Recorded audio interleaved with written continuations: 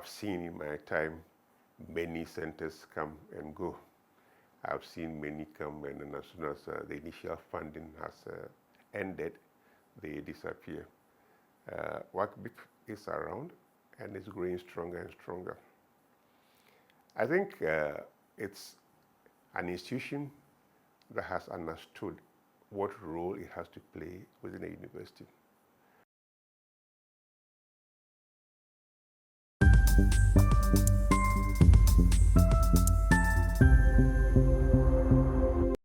I think the last few years, Waccbip, even though as a young institution, has demonstrated that it is an institution of excellence. And I think its focus is on two things.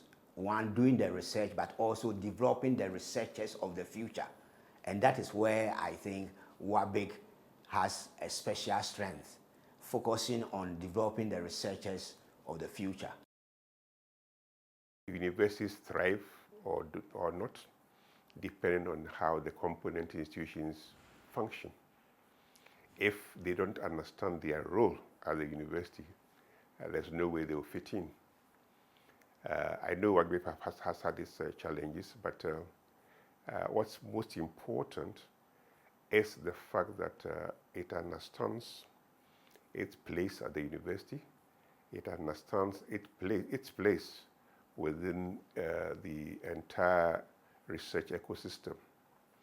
So I've seen Waccbip engage not only at University of Ghana, but also in the wider African space. So I've always been conscious of the fact that for African science to be truly sustainable, it has to be centered on the continent.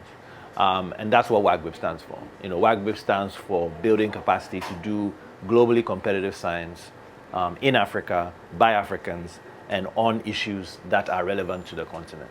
It's a commitment to building local capacity and to driving globally relevant science from the continent.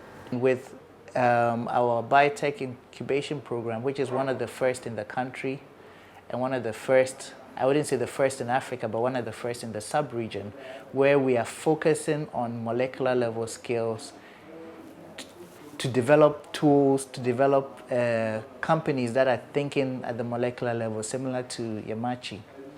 So within 10 years, we expect to have a lot of those. We expect that this will also be a catalyst for other centers to do a Me Too program. Ultimately, our vision is to be able to, discover vaccines, to produce innovations that can lead to development of vaccines, diagnostics, and possibly drugs, working with industry. So this is where we want to get to.